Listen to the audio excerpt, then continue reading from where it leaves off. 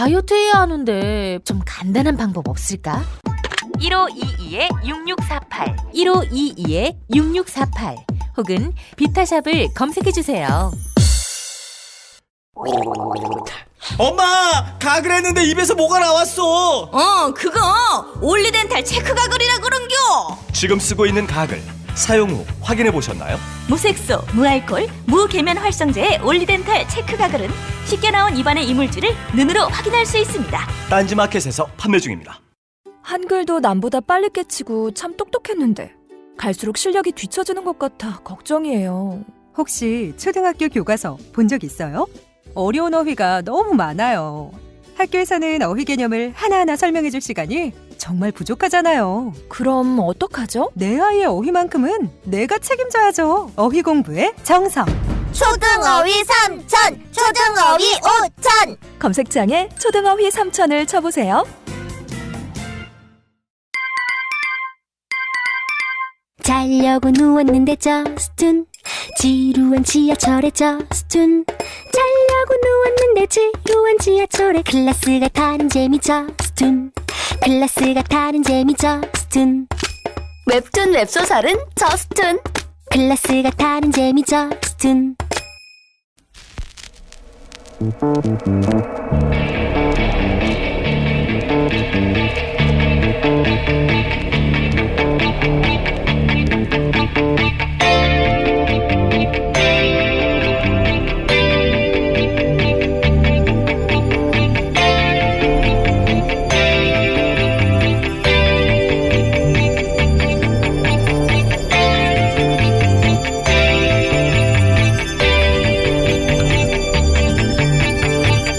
안녕하세요, 김호준입니다. 북한이 다시 미사일을 쐈습니다. 이번에는 정점 고도 2,800km, 비행거리는 933km라고 북한은 주장했습니다. 소위 ICBM이라는 겁니다.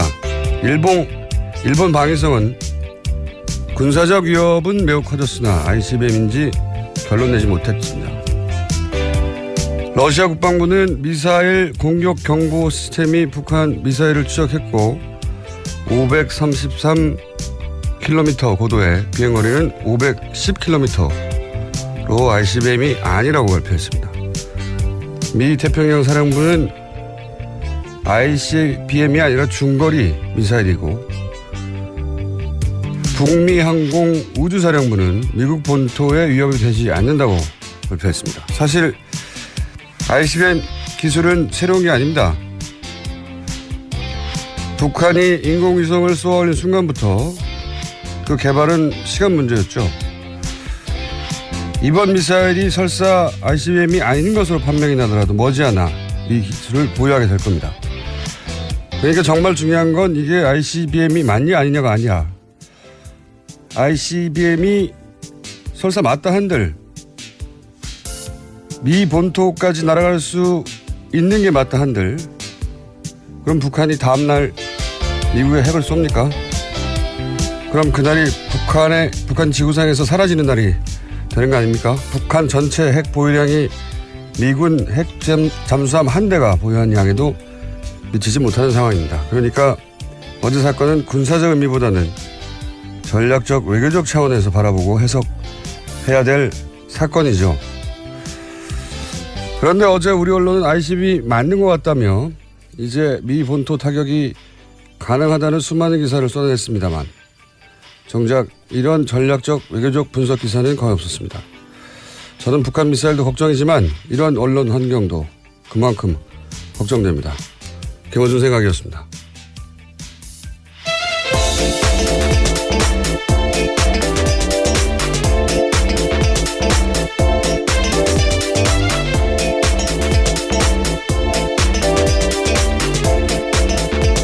시사인의 김은지입니다.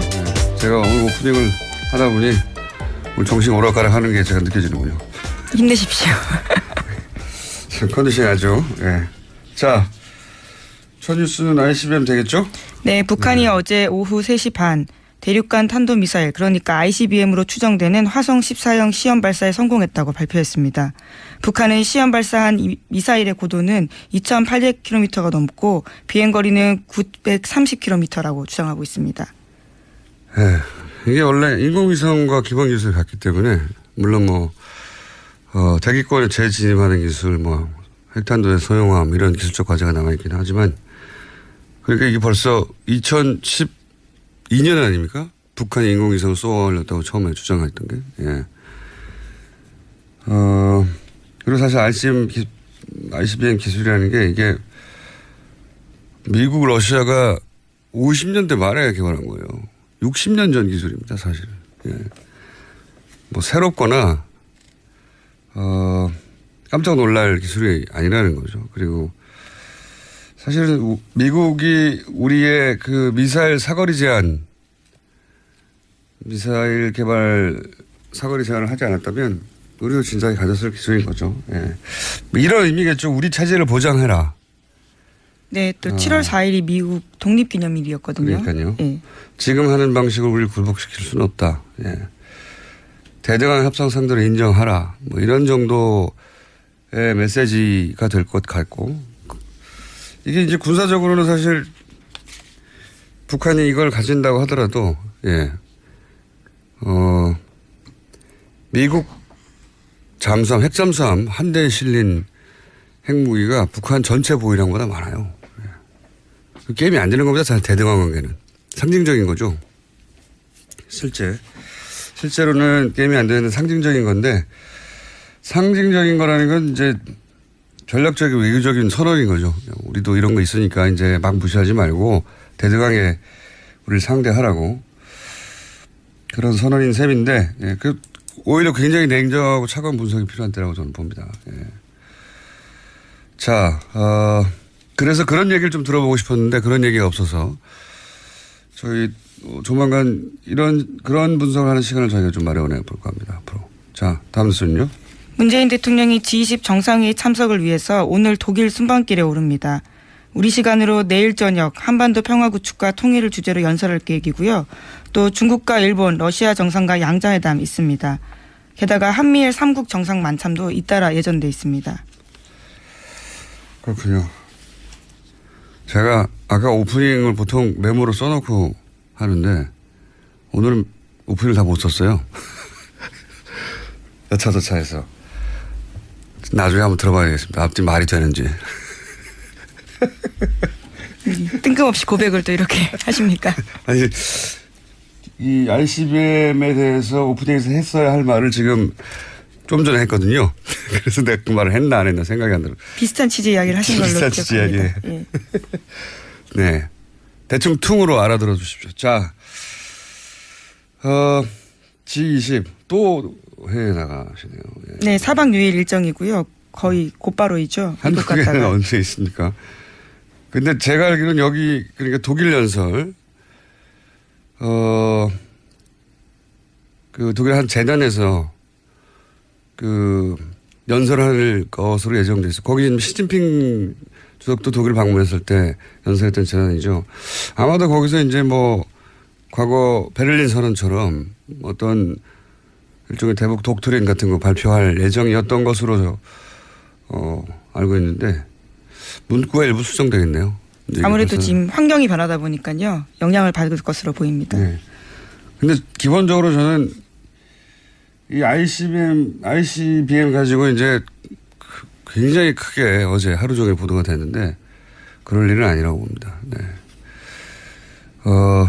어떤 메시지, 어떤 의도인지를 파악하고, 예, 대응할 일인 것 같습니다. 이걸 무기로 바라보고 자꾸 거리가 얼마니 할 일은 아닌 것 같고요. 자, 다음 뉴스는요. 네, 국민의당 제보 조작 사건 소식입니다. 어제 검찰은 이유미 씨가 조작 사실을 가장 먼저 털어놨다라는 조성은 전 국민의당 비상대책위원을 불렀습니다. 그런데 조 전 비대위원은 출두 전에 언론과 인터뷰를 했는데 여기서 눈에 띄는 말이 있습니다.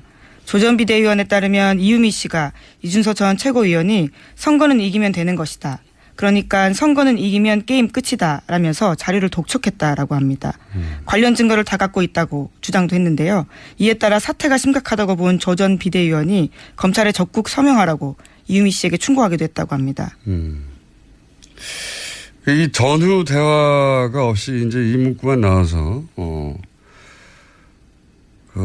근데 이제 전후 대화가 어떠냐에 따라서는 뭐 그 자료가 사실이 아니라 하더라도 그 자료가 만들어낸 것이라 하더라도 선거만 이기면 되는 거 아니냐 하는 그런 의미로 취지로 이유미 씨는 받아들였다 이렇게 얘기할 수 있겠네요. 예. 그 말을 계속 반복적으로 했는데 그 말이 무슨 소리야. 만들어내는 거 아니야. 이기면 되니까. 이렇게 받아들였다고 주장할 수는 있겠고. 예. 이준서 전 최고위원은 아니다. 그런 말이 아니라 선거라는 게 결국 승리가 모든 것이다라는 일반론적인 이야기다. 이렇게 주장할 수가 있겠네요. 이건 이 말만 가지고는 어떤 결론을 내기 어려울 것 같고, 예. 어쨌든 그런 공방이 지금 있겠습니다. 검찰. 네, 이제까지 국민의당 진상조사단에서 밝힌 것과 좀 다른 결의 이야기들이 계속 나오고 있는 거죠. 알겠습니다. 관련 뉴스가 또 있나요? 네, 해당 사건 터진 지 오늘로써 열흘째입니다. 어제 국민의당에서는 침묵을 지키고 있는 안철수 전 대표를 향해서 사과를 촉구하는 목소리가 공식적으로 제기됐습니다. 김태일 국민의당 혁신위원장인데요. 기자간담회를 열어서 안 전 대표의 사과 문제에 대해서 언급했습니다. 빠르면 빠를수록 좋다면서 안 전 대표의 신속한 사과를 요구한 겁니다. 이 이야기는 처음부터 나왔죠. 이제 발언 타이밍은 사실상 늦었다고 보고 남은 메시지가 별로 없거든요. 저는 물론 실제 정계 은퇴를 할 거라고 생각하지는 않습니다만 정계 은퇴에 준하는 메시지가 나오거나 정반대로 대단히 공세적으로 공격적으로 사과도 하지만 방점은 본인이 직접 이 위기를 극복해내겠다 전면에 서서 이런 두 가지 정도밖에 메시지가 남지 않은 게 아닌가. 예. 이제 사과는 큰 의미가 없죠. 네, 김태일 위원장도 어제 신뢰 회복의 요체는 책임이다라고 강조한 바가 있거든요. 책임져야 된다라는 거죠. 이번엔 계속 그런 주장을 하고 있는데, 네. 그거는 혁신위원장이나 혹은 당내 주장 요구보다는 안철수 전 대표가 이제 이 정도의 발언을 해야 더 이상 새로운 내용이 나올 게 없다 하는 시점은 가야 나오겠죠. 한참 걸릴 거라고 봅니다. 이제. 이미 늦어졌는데요, 자, 다음 순위요. 네, 국정농단 관련된 재판 소식입니다. 어제는 이재용 삼성 부회장 뇌물죄 재판에서 안종범 전 수석이 증인으로 나왔습니다. 안 전 수석이 자신의 수첩 내용을 설명하고 관련 내용이 모두 사실이라고 인정했습니다. 특히 박근혜 전 대통령 말이 빨라서 자신의 의견을 넣을 틈이 없었다라는 진술도 했고요. 또 이제까지는 자신의 재판에서는 업무 수첩 일부가 위법하게 수집된 증거라고 주장해 왔는데 어제는 관련된 내용들을 인정한 겁니다. 안종범 수첩, 실록 앞으로 역사에 길게 기록될 것이고 아마도 한 두세대 오늘 발음 많이 세네요. 두세대 혹은 세세대 혹은 네세대 이 정도쯤 지나면 박물관에 있을 거라고 봅니다. 국보로 지정해야 된다라는 네티즌 의견도 있더라고요. 좀 너무 과하고요. 하지만 박물관에는 들어갈 정도의 사료적 가치는 충분하다고 봅니다. 네, 그것이 우리나라 헌정 역사상 어떤 사태를 불러오는데 결정적 기여를 했느냐 이런 차원에서 남아있는 물증이잖아요. 네, 말이 아니라 사람도 가고 말도 가겠지만 네, 계속 남는 물증이니까. 근데 이제 이런 것들 그러니까 삼성이 재벌이 어떻게 하면 좋다라고 재벌 오너가 대통령한테 말하는 걸 민원이라고 합니다. 민원. 말만 하면 민원이고요. 그런데 거기서 다시 주고받는 게 있으면 청탁과 뇌물이 되는 거죠. 그렇죠. 네, 주고받은 게 핵심입니다. 그런데 이제 주고받은 이야기도 나오겠죠. 예, 이 수첩에. 네, 관련된 내용들 계속해서 말씀드리면 지난해 5월 22일자 안종범 전 수석의 수첩에 보면 이런 내용 쓰여 있습니다. 박상진 삼성전자 사장 수주 도와줄 것이라는 박근혜 전 대통령 지시사항이 쓰여 있고요. 또 지난해 2월 21일자에는 삼성 이재용 싱가폴 글로벌 제약회사 세제 혜택, 리스트 달라, 환경 규제 많다, 삼성 LG 리스트 주면 환경부에 알려 풀어야 라는 박근혜 전 대통령 지시사항이 쓰여 있다고 합니다. 이거에 이어서 이제 말씀 자료, 이런 대화들이 이제 말씀 자료를 기본적으로 갖고 박근혜 전 대통령이 재벌들을 만나서 이야기를 나눴고 그런 다음에 그때 오갔던 대화의 구체적인 내용을 또 안전부수석이 수첩으로 적었다. 예, 다시 적은 거죠. 이런 사이클이지 않습니까? 그런 사이클인데 이 말씀 자료에 보면 그 대기업 재벌들의 이권에 관련된 내용이 쭉 있죠. 뭐 면세점이나 뭐 경영권 승계나 환경 규제 이런 이야기들을 쭉 있고 그러면 이런 이야기들을 박근혜 전 대통령의 주장으로는 국가 경제를 위해서 했다는 거잖아요. 요약하면 국가를 위해서. 그런데 그 반대편에 적혀 있는 건 K스포츠와 미르예요. 돈 얼마 냈나. 네, 어제 관련된 증언들을 청와대 행정관들이 나와서 했습니다. 직접 작성한 행정관들이요. 그러니까요. 이게 이제 이 자료에 한쪽에는 기업들의 민원, 다른 한쪽에는 K스포츠와 미르재단의 돈을 얼마 냈냐. 이게 적혀 있단 말이죠. 이게 청탁과 뇌물이 아니고 뭡니까? 국가 경제가 K스포츠하고 미르입니까? 게다가 아무에게도 말하지 말고 비밀스럽게 작업하라라는 지시도 받았다고 하고요. 담당자들은 기업별 말씀 자료 작성하는 건 이례적인 일이라고 당연하죠. 네, 진술하기도 했습니다. 국가 경제를 위해서 할 게 미르와 K스포츠 재단이 돈 내는 것밖에 없으면 말이 안 되는 거잖아요. 우리나라가 얼마나 거대하고 복잡한 경제인데 근데 이거 달랑 써놓고 국가 경제를 위해서라고 했다고. 근데 이제 그게 아니라는 정황들이 많이 나오고 있지만 박근혜 전 대통령은 이제 한 번도 인정한 적이 없고 심지어는 미르재단 혹은 K스포츠 재단에 돈 내라는 얘기 적혀 있는 것에 대해서는 안종범 수석이 열심히 해서 그런 거라고. 네, 너무 과도한 충성을 했다라고 주장하고 있죠. 그러게 말입니다. 기를 쓰고 했다라고 그러니까 이야기를 했습니다. 글쎄 왜 이런 게 적혀 있냐 그래도 글쎄 그거는 안정범 수석이 기를 쓰고 K스포츠하고 미르재단을 챙겼다는 거잖아요. 예. 기를 쓰고 왜 그랬는지 모르겠다며 충성심이 과도해서 그런 거 아니겠냐고 아니었네 하고 이렇게 얘기를 했다고 하니까. 네, 그래서 어제 안 전 수석이 강한 톤으로 말한 걸 수도 있는데요. 모두 박 전 대통령이 시켰다라는 거죠. 너무 당연한 거 아닙니까? 그리고 다른 이야기를 정원양화 했더니 너무 빠른 속도로 말을 전해줘서 다른 건 하나도 적을 시간이 없었다는 거잖아요. 예. 얼마나 대단합니까? 대통령 한 말만 적힌 수첩이 수십 건이고, 예. 그 수첩으로 재판을 했다는 게. 그렇다는 얘기는 최순실 씨가 얼마나 많은 요구를 대통령에게 한 겁니까? 예. 안정범 수석이 다이어리를 몇십 건을 적을 만큼. 우리가 알고 있는 게 전부가 아니에요. 저는 그 문장들을 해석을 못했거나 이제 검찰이 그 수첩을 봤다 하더라도 당장 기소된 사안에 관해서만 그리고 워낙 짧게 단어로 되어 있으니까 사안에 관해서만 엮었을 거 아닙니까? 예, 아무래도 그렇습니다. 저희도 내용 대충 다 봤는데요. 시사인이요? 예, 네. 저희 입수해서 다 봤습니다. 보도도 몇 차례 했는데. 그러셨군요. 예, 국내 정치 개입했던 내용들도 있고요. 네. 굉장히 다양한 내용들이 있습니다. 의료 규제와 관련된 내용도 있고. 네, 굉장히 많은데 당장 기소된 것, 당장 눈앞에 있는 사건과 관련된 것만 지금 뽑아서 보도되고 있는 거거든요. 근데 그 전체가 대통령의 지시사항이라고 하니 우리가 아직 전혀 감도 못 잡았던 큰 사건들이 그 안에 여전히 숨어 있다고 보는데 저는 차근차근 해보죠.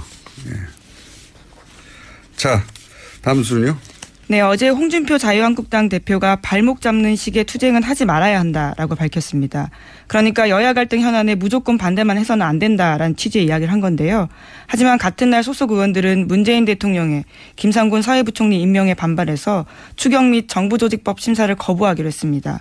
정우택 원내대표는 홍준표 대표는 본인 생각을 자유롭게 말했지만 의원총회를 통해서 당론으로 결정한 것을 같이 생각해주고 행동을 취할 때는 한방향으로 가는 게 옳다라는 이야기했습니다. 네. 한마디로 지금 당대표가 새로 뽑혔는데 원내대표가 원내대표 하고 싶은 대로 하고 있다는 거죠. 예. 그렇죠. 전혀 발을 맞추고 있지 않는 겁니다. 이게 당내 주류에게 홍준표 신임 대표의 영향이 안 서고 있다. 네. 당내 권력 구도가 복잡한 거죠. 사실 대중적인 정무적 감각은 홍준표 대표가 탁월한 편이죠. 네, 어제 이런 이야기도 했습니다. 청문회 통해서 부적절한 사람이란 걸 국민이 알면 됐다. 임명하는 건 정부 책임이고 판단은 국민 몫이다. 거기에 당력 쏟을 필요 없다라는 이야기도 했거든요. 지금 한국당 스탠스가 이게 대중적 감각이나 정무적 감각은 사실 굉장히 일반 눈높이에 맞기 때문에 그래서 보수 진영에서 막판에 표를 얻어낼 수도 있었죠. 물론 그 확장성에는 한계가 있었지만 그 전략으로는. 지금 한국당의 스탠스가 과연 여론과 부합하느냐. 예. 지지율이 다소 오른다 손 치더라도 그게 과거 탄핵을 반대했던 15%를 재결집시키는 정도지 확장성이 있겠느냐. 이런 판단을 홍준표 대표는 한 것 같고 반면에 정우택 원내대표는 본인이 사실상 당을 이끌던 시기 동안 세웠던 전략적 목표, 예, 그 지지자를 결집하고 사실상 무조건 반대죠. 예, 그 전략을 끌어왔는데 지금은 원래 홍준표 대표는 당내 세력이 없어요. 여러 차례 얘기했지만 없다 보니 당 대표로서 과연 앞으로 영이 설 것인지 관전 포인트입니다. 네. 하나 정도 더 하고 끝내야 될 것 같습니다. 네. 네, 박근혜 전 대통령의 오천조카 살인사건 수사 기록이 사건이 발생한 지 6년 만에 유족들한테 공개가 됐습니다. 서울 북부지검은 어제 그동안 공개하지 않았던 박용철 씨의 통화 기록이 담긴 수사 기록 100쪽이 넘는 것을 복사해서 유족에게 전달했습니다. 검찰은 그러면서 이 오천 살인 청부 의혹이 없다고 단정을 했죠. 네, 그런 식의 이야기도 했습니다. 그런데 검찰은 그런 단정을 할 만큼 이 사건을 수사한 적이 없어요. 예. 애초 이 사건은 경찰이 하루 수사하고 끝난 거거든요. 경찰이 하루 수사하고 결론을 내버렸어요. 검찰까지 가지도 않았고. 근데 뭐 검찰이 전화통화 기록 보고 청부 의혹이 없는지 어떻게 단정을 합니까? 네. 그건 말이 안 되는 것 같고. 오히려 이 사건은 주진우 기자나 저나 SBS 그것이 알고 싶다 팀이 훨씬 길고 오래 많이 조사했어요. 저도 같이 했습니다. 김은지 기자도 부사수로 했죠. 예. 이 검찰이 이렇게 단정하면 안 된다고 저는 보고요. 예. 그리고 주요 관계자들 대부분이 사망하고 잠적했는데 검찰은 누구하고 말을 해보고 이걸 청부가 없다고 단정을 합니까? 해서 저희가 잠시 후에 주진우 기자하고 이 사안을 벌써 연결돼 있어요? 네. 저희 PD가 연결돼 있다고 지금 막 사인을 그냥 주면 되지 뭐 난리를 치면서 손을 흔들면서 자 주진우 기자 연결돼 있는데 이 사안을 한번 짚어보겠습니다. 안녕하세요. 안녕하십니까. 자, 살해당한 박용철 씨 아들 박모 씨가 북부지검에 이제 통화 내역을 요청한 것으로 알고 있는데 처음 통화 내역을 요구한 게 언제입니까 이게? 사실 3, 4년 됐습니다. 줄기차게 요청했는데 주지 않았습니다. 검사들이. 그래서 7개월 전인 2016년 12월 7일 소송을 제기했습니다. 소송을 7개월 전이네요. 그러면 당시 이게 북부지검이죠. 북부지검에서 유족에게 통화 내역을 몇 년간에 걸쳐서 주지 않았던 이유는 뭡니까? 뭐라고 하면서 안 준 겁니까? 수사기법 기밀 누설 그리고 불필요한 분쟁을 야기할 것이 우려된다는 것입니다. 무슨 수사기법이 누설된다는 거죠? 없죠. 항상 답이 짧아요. 불필요한 분쟁을 뭘 의미하는 겁니까 그럼? 아마도 박근혜, 박지만, 정윤회 등 실세들이 그 이름이 나오는 것이 어떤 분쟁을 일으키는 거 아닌가 이렇게 생각합니다. 검찰이 그렇게 생각했을 것 같다. 예. 그런 당시는 이제 박근혜 전 대통령이 집권하는 시기였으니까요. 그런 실세들 이름이 등장해서 문제를 일으킬 수 있으니까 하지 말자 이런 의미였을 것이다. 예. 그 분쟁이 필요한지 아닌지는 검찰이 판단하는 게 아니라고 보는데, 자, 여하간 유족이 행정법원에 이제 소를 제기한 게 올해 1월 4일이고 승소는 6월 초에 했던 것으로 기억을 하는데, 그럼 이제 유족이 이 자료를 직접 받는 데까지 이렇게 거의 한 달 가까이 걸린 거죠? 재판에서 그 내용을 공개하라, 유족한테 줘라 이렇게 했었는데 주지 않았습니다. 변호인들이 계속 요청을 했어도 담당 검사는 결재가 나지 않았다고 주지 않았고요. 그리고 누구한테 물어봐도 대답을 안 했습니다. 그러다가 공판 검사였던 김명옥 검사가 변호인한테 자료를 제공하겠다고 하면서 다시 제공했습니다. 하지만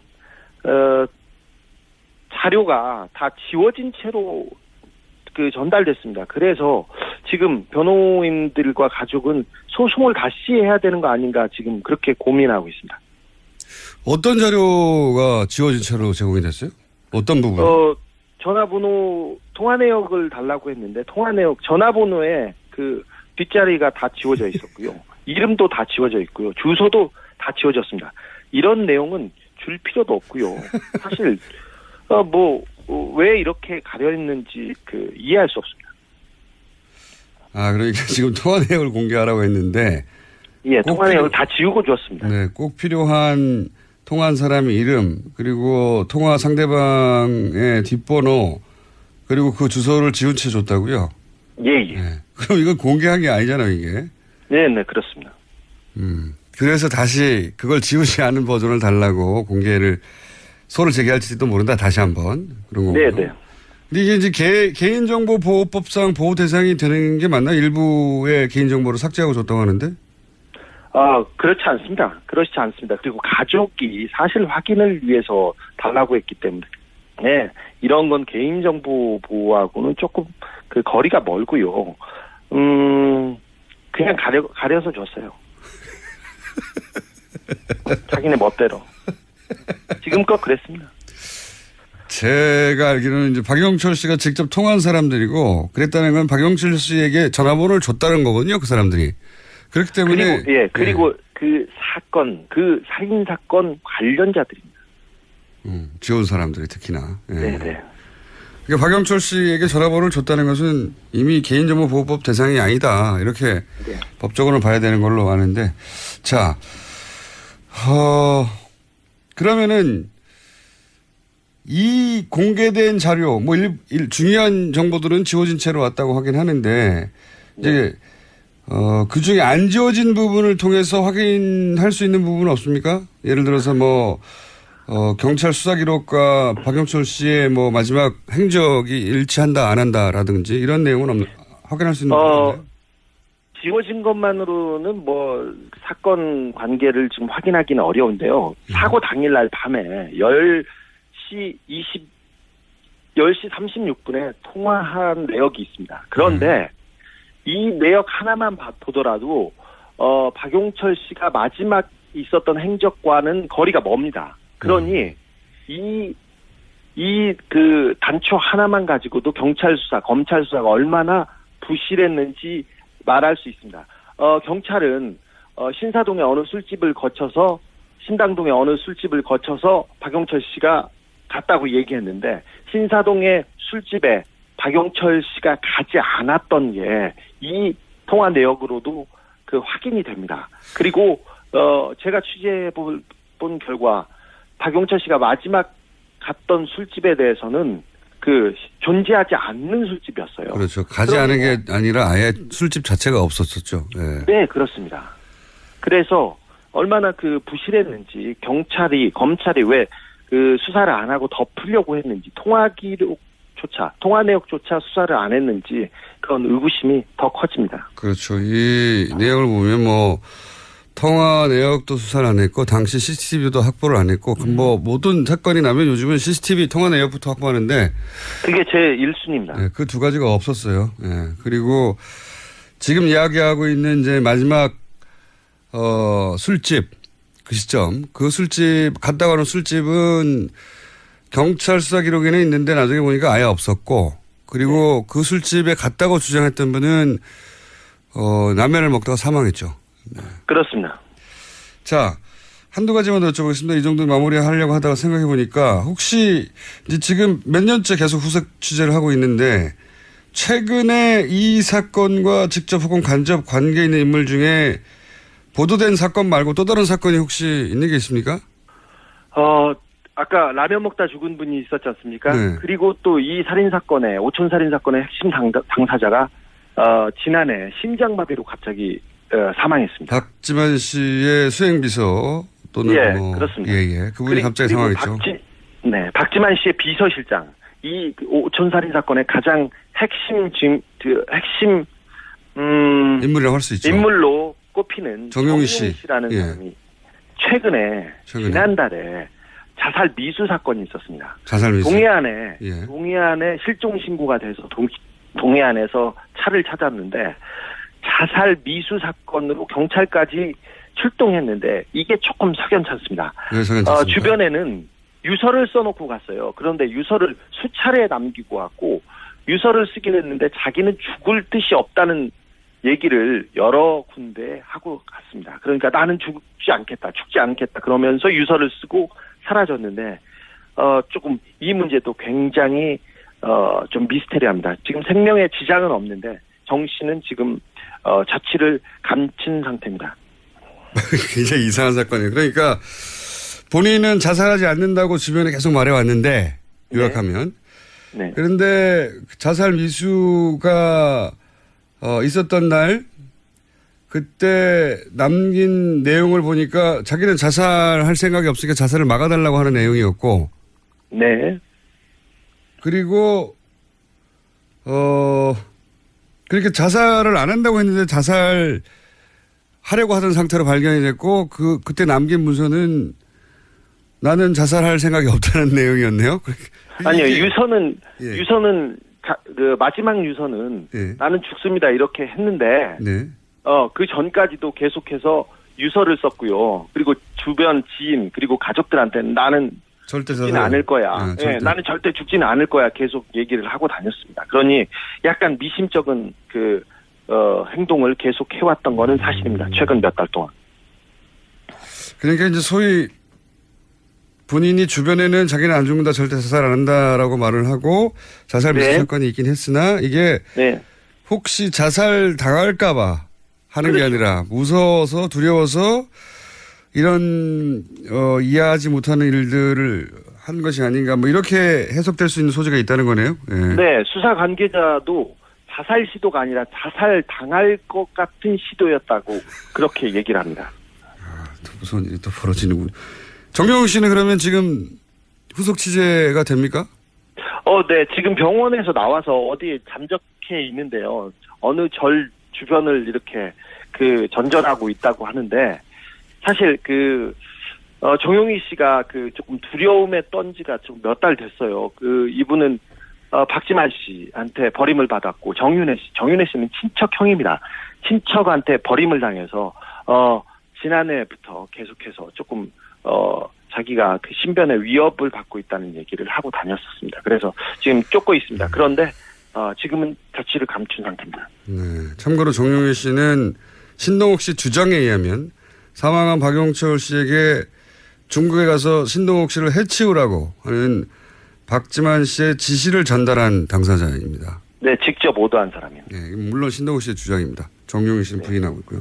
그런데 이제 이런 일이 있다고 하네요. 알겠습니다. 오늘 여기까지 듣겠습니다.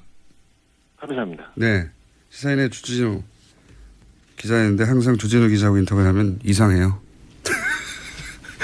여기까지 하겠습니다. 네, 시사인 김은지였습니다. 감사합니다. 모닝똥? 제겐 사치였죠. 내가 토끼인지 토끼똥이 나인지 내가 변을 본 것인지 변을 당한 것인지 나는 바나나이고 싶다. 간혹 구렁이이고도 싶다. 미궁 대장사랑 빅똥의 추억 미궁 대장사랑이 찾아드립니다. 혈중 콜레스테롤 개선과 배변 활동에 도움을 주는 건강기능식품입니다. 검색창에 미궁 대장사랑. 미궁 장사랑 이름 바꿨어요. 프로바이오틱스 12종 추가. 미궁 대장사랑. 골반 잡자 바로 잡자 바디로직 허리 통증 바로 잡자 바디로직 2017년 쿨 썸머 바디로직 라이트 출시. 통기성이 좋아 땀 걱정 없이 한여름에도 쾌적하게. 입은 듯 안 입은 듯 가벼움의 신축성은 그대로. 자세가 좋아지는 골반 교정 타이즈 바디로직. 검색창에 골반 교정 바디로직 라이트. 아무도 묻지도 따지지도 않고 가입하셨다고요? 보험은 너무 어려워요. 걱정 마십시오. 마이보험 체크가 도와드립니다. 1800-7917 마이보험 체크로 지금 전화주세요.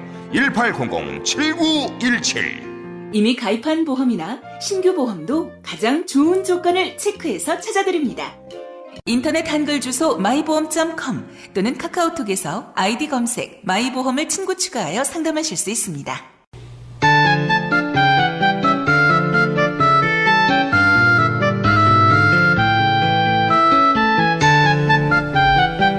수요일 3부에 있었던 가장 인기 있는 코너였죠. 예, 그런데 아니군요. 화요일 3부에 있었었군요. 예, 그런데 수요일 2부로 옮기게 된 시간입니다. 수요일 2부가 원래 이해군 의원의 나라걱정 시간이었는데 이 시간이 탐난다고 호시탐탐 노리시다가 이해군 의원이 당대표로 빠지시면서 이 시간대를 내놔라. 노회찬 원내대표 나오셨습니다. 안녕하십니까? 예, 안녕하십니까? 예, 이 시간대를 좋아하셨군요. 아니요, 제가 화요일 날 마치고 이제 바로 의원총회가 있기 때문에 시간이 좀 겹쳐가지고. 아, 그래서 항상 바쁘셨구나. 예. 조금만 시간이 늦어도 이렇게 가야 된다고 막 그러셨군요. 아, 사건 사고가 제법 좀 있습니다. 지난 한 주 동안 또. 일단 가장 최근인 홍준표 전 대표, 물론 예상하셨지만 홍준표 전 대표가 아니죠. 이제 대표도 다시. 예. 한 번 대표를 하셨다가 이제 5년 만에 다시 대표가 됐는데 일단 축하든 뭐든 한마디 해주셔야죠. 공식적으로. 예. 뭐 경남도지사를 또 지냈기 때문에 저하고도 각별한 관계가 없지 않고. 예. 여하튼 당의 또 대표로 지금 현재 자유한국당이 매우 어려운 처지 아닙니까? 그런 당의 또 대표로 선출됐기 때문에 일단은 뭐 어려운 짐을 맡은 데 대해서 축하드리고. 어려운 짐을 맡은 데 대해서 축하드리고. 아, 뭐 꼭 그런 뜻은 아니고 하여튼 축하드리고.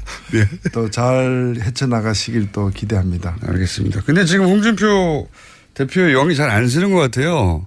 본인은 지금 정부가 하는 일 다 반대하는 이런 방식은 아니라고 본다라고 했는데 정우택 원내대표는 그대로 가고 있거든요. 일단은 뭐 저기 자유한국당의 원내 대책을 보면은 최대한 그 이 차별화를 통해서 존재감을 보여주겠다는 것이고 최대한의 태클. 예. 그 차별화를 여당과의 차별화만이 아니라 경우에 따라서는 다른 야당과의 어떤 차별화까지도 스슴치 않고 선택하는. 그래서 가장 강력한 노선을 보여주겠다라는 게 일단은 원내 그 노선인 것 같아요. 네네. 근데 이제 홍준표 대표가 이제 취임하면서 그와는 좀 다르게 인정할 건 인정하고 넘어가야 되지 않느냐라는 말을 했는데 일단 말은 그것까지 했는데 행동은 아직 그까지 안 나아가는 것 같아요. 뭐 정우택 원내대표 거기에 대해서 코멘트한 걸 보면 뭐 원내총회 그 의원총회에서 결정한 사항이니까 강경 노선으로 계속 가겠다는 정도의 취지로 얘기를 했거든요. 그러니까 홍준표 당대표는 그렇게 생각하는지 몰라도 의원들은 그렇게 생각 안 하고 우리는 그렇게 안 해왔어 라고 튕기는 것 같은데요 지금. 그러니까 이 당이 지금 뭐 선거에 패배는 했지만은 다음 목표나 향후 전망에 대해서 나름대로의 자신감과 결기를 가지고서 같이 움직여 나가는 그런 상태가 지금 아닌 거죠. 그러다 보니까 정우택 원내대표도 홍 대표의 그 당선 일성, 당선되자마자 뭐라고 얘기했냐면은 원내 대표와 당 대표가 이렇게 큰 추락을 없이 사건 사고 없이 이렇게 잘 헤쳐나가길 바란다고 얘기한 것 자체가 여러 가지 어떤 돌발 변수가 숨어 있다라는. 추락으로 있다는 얘기죠. 그건 뭐 가능성이 있다는 얘기죠. 그건 어차피 또 함께 일해왔던 분들도 아니기 때문에 그런 거죠. 정우택 원내대표가 또 한편으로는 이참에 본인의 존재감을 세우고 정치적으로 더 크려고 하는 것도 있는 것 같아요. 예. 근데 어떤 방향이 됐든 간에 지금 우리가 좀 제가 지적하고 싶은 건 뭔가면은 자유한국당 자신이 지금 기로에 서 있어요. 그래서 보수의 본당으로 다시 일어서느냐 아니면 수구 잔당으로 몰락하느냐. 과거 자민련이 없어질 때부터도 보면은 그냥 한 번에 가거든요. 맞습니다. 정당이라는 게 한 번에 갑니다. 예, 그래서 열린우리당도 마찬가지였어요. 한 번에 갑니다. 예. 한 번에 뜨기도 하지만. 그래서 그런 기로에 서 있기 때문에 사실은 근본적인 좀 여러 가지 문제들에 대해서 그 내부에서 이렇게 확인하고 또 국민들에게도 보여줄 바가 많은데 아직도 예를 들면은 그쪽에 당원권은 정지됐다고 하나 박근혜 전 대통령이 여전히 당원이지 않습니까? 그 당원이 현직 대통령에서 파면당하고 탄핵당하고 감옥까지 갔는데 그 사태에 대해서 지금 어떤 국민들에게 제대로 된 사과를 한번 했느냐라는 거죠. 그리고 또 그걸 씻고 지금도 뭐 일각 그 일각에서는 무죄다라고 얘기하는 거 아니에요. 억울하게 그러니까요. 탄핵당했다라고 예. 지금 감옥에서 빨리 꺼내야 된다고. 예. 그렇게 얘기를 하는 그것이 그 진짜 노선인지 국민에 대해서 진심으로 하는 얘기인지 아닌지 이런 것부터 하나하나 정립해 가지고 제대로 된 보수 정당으로 새로 날 것인지 아니면은 그냥 이제 수구 잔당으로 몰락의 길을 갖다가 그냥 마다 않고 갈 것인지를 오히려 결정해야 될 때지 그 자기들끼리 뭐 다투고 하는 문제는 아닐 것 같습니다. 그 친박계라고 나는 친박계라고 주장하는 사람은 아무도 없지만 여전히 그 힘이 센 것 같습니다. 그 자유한국당 내에서는 친박계가 두려워하는 거는 그 홍준표 지금 새 지도부가 아니고 예. 뭐 그 친박계를 등용하네 안 하네 얘기하지만은 친박계는 그런데 지금 연연하는 게 아니라 사정당국 현 정권의 사정당국을 갖다가 이제 두려워하고 그쪽을 주로 쳐다보는 거죠. 예. 그렇겠죠 당연히. 그래서 더 강하게 나오는지도 모릅니다 지금. 예. 우리 건들면 우리도 가만히 있지 않겠다고 하는 제스처일 것도 같고. 홍준표 전 대표는 전 대표가 자꾸 전 대표라고 하는 전 후보 현 대표는 저희가 조만간 모시겠습니다 직접. 국민의당 사태의 추이는 어떻게 보고 계십니까? 예, 뭐 일단 1차 관문은 그 검찰 수사를 통해서 국민의당이 스스로 조사한 바 내용 중에 좀 미진한 것으로 지적되고 있는 부분들 그 발표하기까지 발표하는 과정에서 당의 적극적인 권유 내지 또는 이제 인지가 있었는지 그다음에 발표한 직후에 5월 9일 선거일 전까지 즉 발표할 때는 몰랐다더라도 하루 이틀 후에 제대로 알았다면 선거가 투표일 전에 이걸 바로잡는 노력을 당이 해야 될 의무가 있는데 그렇죠. 그걸 갖다가 했는지 안 했는지. 그러니까 이제 5월 9일 전에 알았는지 안 알았는지 지금 5월 8일 날 알았을 수 있다. 이준서는 최고위원은 알았을 수 있다라는 또 정황도 나오기 때문에 그 부분이 명확해질 필요가 있고요. 마지막으로는 이제 뒷수습 과정에서 이걸 은폐 내지 덮으려고 어떤 시도가 있었는지 등에 대해서 미진한 부분은 검찰 수사를 통해서 밝혀질 텐데 저는 좀 약간 납득이 안 가는 것이 일단은 국민의당의 발표에 대해서도 여러 문제제기가 있습니다만은 저는 뭐 믿고 싶어요. 공당이 그래도 큰 사고를 당하고 수습 차원에서 진상조사인 거라면은 믿는 게 저는 예의라고 생각되거든요. 본인들이 할 수 있는 만큼 최대치를 했다 뭐 이 정도까지는 믿어줘야죠. 근데 이제 믿는다 하더라도 남는 부분이 있어요. 그건 뭐냐면은 자꾸 이제 단독 범행을 강조하는데 그러면 단독 범행이면 국민의당은 면책이 되느냐라는 거예요. 맞습니다. 예. 자꾸 이제 아니 뭐 콜레라는 그 콜레라균은 이유미가 만들었다라고 얘기하는데 그건 그렇다 치더라도 단독으로 만들었다고 하는데 단독으로 만들었던 합작으로 만들었던 그 콜레라균을 갖다가 국민의당 분무기로 뿌린 거 아니에요? 그러니까 그 뿌린 쪽이 더 어찌 보면은 책임이 큰 거 아니에요. 만일에 그 이유미 씨가 기자회견을 자청해 가지고 이런 정보를 입수했는데 이 취업 청탁 이런 게 있었다라고 얘기했으면 누가 믿었겠어요. 그렇죠. 국민의당이 자기 이름으로 국민의당이라는 공신력 있는 정당의 타이틀을 걸고 공식적으로 발표했기 때문에 많은 국민들이 믿은 거 아니에요? 맞습니다. 제가 지난번에 국정원 댓글보다도 더 안 좋다라고 죄질이 나쁘다고 얘기했는데 국정원 댓글은 익명으로 단 댓글이잖아요. 그 험담이나 욕설, 비방이 익명인데 이거는 뭔가 하면은 국민의당이라는 시중의 브랜드로다가 이거는 괜찮은 제품입니다. 이라고 한 거예요. 그러니까 가습기 살균제도 그 유명한 회사들에서 나온 거하고 이름 처음 보는 이상한 조그만한 영세업체에서 나온 거하고는 그 소비자들에 대한 설득력이 다르잖아요. 피해 규모도 달라지는 거예요. 그렇기 때문에 이것을 국민당 이름으로 공개해서 영향을 미친 데 대한 그런 어떤 이 반성이나 사과나 이 대목이 잘 안 보이고 그냥 이거는 저 사람이 단독으로 만든 거예요. 그 얘기만 하고 있다는 거예요. 이게 자동차 회사 같으면 전량 리콜 아니겠어요? 이거 리콜도 불가능한 제품인 거죠.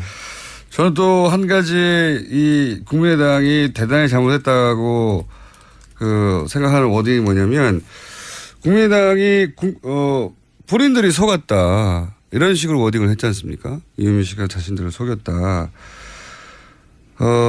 이유미에게 당도 속았다. 저는 근데 이제 우리도 피해자라는 거죠. 이게 속았다는 거는 자신들이 피해자라는 거잖아요. 당 내에서 자기들끼리는 그런 말을 할 수 있어요. 그렇죠. 이거는 국민이 속은 거거든요. 그냥 자기들 속사정이야 자기들끼리 얘기고 우리가 여름에 냉면집 주인이 예. 나는 대장균에게 속았다. 걔들이 이렇게 많을 줄 몰랐다. 이제 많으면서도 나한테 많은 척 안 했다. 뭐. 많은 척 안 했다. 그걸 이제 조사해가지고 많으면 팔지 말아야 될 책임이 냉면집 주인한테 있는데. 그러니까요. 예. 균이 나를 속였다. 뭐 이렇게 대장균 단독 범행이다. 뭐 이렇게 얘기해요. 대장균 단독 범행이다. 아니 초반에 홍준표 대표 얘기하실 때는 이게 아무래도 홍준표 대표 그동안 많이 공격하셨으니까 살살 하실래나 보다 했더니 점점점 앞으로 기회가 많겠죠. 뭐. 기회가 많겠죠. 균이 나를 속였다. 아니 저는 이거는 해서는 안 될 말을 했다고 생각하거든요. 자기들도 속았고 국민도 속았다. 뭐 이런 식으로 얘기하는데 그러면 자기들도 피해자고 국민들도 피해자라는 얘기잖아요. 국민들 입장에서 보기에는 국민의당이 속인 거예요, 그냥. 이문 씨가 누군지 알지도 못하고. 그런 이제 생각이 들 수 있겠죠. 그러나 공당에서 네. 그런 제보를 갖다가 아무리 뭐 당직자가 얘기했다 하더라도 엄청난 그 사실을 갖다가 확인도 안 하고 바로 얘기할 수는 없는 것이고. 그러니까요. 이 다 모든 것이 드러난 상황에서는 그 점에 대한 어떤 죄책감 이런 게 커야죠. 그게 정상이죠. 그러니까 냉면집 주인이 정확한 비유 맞습니다. 냉면집 주인이 균이 나를 속였다고. 우리도 피해자라고. 네. 대장균은 말이 없다. 뭐 이런 대장균은 말이 없다. 심상정 대표님도 그런 표현을 하긴 하셨어요. 국민의당 꼬리를 잘라도 너무 짧게 잘랐다. 심상정 대표님도 뭐랄까요. 노회찬 원내대표님이 하시는 비유를 보면서 항상 부러웠을 거예요. 갑자기 왜 주제가 또 이상한 데로 생각. 그래서 이런 발언을 하신 것 같은데. 자, 그건 그렇고 하나 더 주제를 다뤄보고 오늘 끝내야 되겠습니다. 이 ICBM, 북한의 ICBM 발사에 대해서는 어떻게 바라봐야 됩니까? 어떻게 논평하시겠습니까? 예, 뭐 일부 언론에서는 문재인 대통령이 미국을 방문해 가지고 북한에 대해서 이렇게 핵 동결하면 대화 프로그램으로 들어가겠다라고 제안을 하자마자 ICBM을 쏘음으로써 우리의 제안을 거부한 것처럼 얘기하는데 저는 그렇지 않다고 보고요. 저도 거꾸로 해석하거든요. 그렇죠. 어찌 보면은 북한이 이걸 쏜 건 뭔가 하면 대화와 협상을 압박했다. 누구에게? 미국과 한국에게. 사실 이제 다만 대등한 상대로 우리를 대해라 이거 아닙니까? 그렇죠. ICBM이라는 게 대륙간 탄도미사일이고 이건 아시아 대륙에서 아메리카 대륙으로 쏜 거기 때문에 아메리카에 있는 나라 USA 대화의 광장으로 나와라. 자꾸 이제 중국을 갖다 건드려 가지고 뒤에서 쑤시지 말고 또 한국만 가지고 대화하기는 어렵다. 왜냐하면 모든 어떤 무기에 대한 통제권은 이제 미국이 갖고 있으니까 미국과 같이 대화해야 된다는 거고 저는 북한의 행동은 규탄해야 마땅하지만은 실제로 문제를 해결하기 위해서는 해석을 제대로 해야 되는데 미국과 한국이 다 대화에 나서야지 미국이 계속해서 이제까지 보면 과거에 클린턴 정부 때도 8년 임기 거의 다 끝나갈 무렵에 울브라이트를 갖다 평양에 보내는 타이밍 놓치는 그거를 두고두고 다들 후회하죠. 후회했죠. 부시도 보면은 부시 4년을 허망하게 보내고 강경책으로 그다음에 마지막에 이제 전략을 선회했지만은 너무 늦었고 오바마 같은 경우에는 전략적 인내라 해가지고 전략적 인내가 뭔가 하면은 아무것도 안 하는 거죠. 안 하는 게 전략적 인내인 거예요. 그때 또 우리가 보수 정권이었기 때문에 뭘 할 수도 없었겠죠. 예, 그 없었죠. 그렇기 때문에 저는 이제 되려면은 제대로 해야 되는 거고 트럼프 정부도 과거 미국 정부의 실패를 전체를 밟아서는 안 된다고 봅니다. 적극적으로 임해야 된다고 봅니다. 그러니까요. 저는 이제 이런 ICBM이니 아니네 맞네 뭐 북한에서 미국까지 날아가네 아니네 이런 얘기가 계속 집중해서 언론이 보도하는데 이걸 무기의 성능으로 볼 일이 아니고 무기의 성능으로 따지면 미국이 가지고 있는 핵은 뭐 북한이 가지고 있는 핵의 몇만 배 아닙니까? 비교도 안 되는 건데 몇만 배가 아니면 몇백만 배 되겠죠. 그러니까 무기의 성능으로 따질 일이 아니라 북한의 의도를 해석하고 계속해서 이게 뭘 하려고 하는 거냐 분석하는 게 나와야 되는데 무기로서만 자꾸 보도가 돼가지고요. 저는 이 점과 관련해 가지고 한국의 언론들이 자신들이 한 얘기에 대해서 정말 책임을 지고 반성할 건 반성해야 된다고 봅니다. 얼마 전에 그 문정인 특보가 미국 가서 핵 동결하면은 뭐 이 군사훈련을 줄이겠다고 하는 거 있죠. 그 며칠 후에 보니까 미국 외교협회에서 공화당 민주당이 합동으로 낸 전문가 보고서에 그게 들어가 있어요. 그러니까 미국도 주머니속에서 만지고 있는 카드인데 그러니까 그걸 말이죠. 갖다가 특보가 이런 것도 있을 수 있다라고 옵션을 얘기했다 그래가지고 난리가 올 때처럼 달라들었잖아요. 노회찬 논의였습니다. 시간이 아쉽습니다. 또 뵙겠습니다. 네, 감사합니다.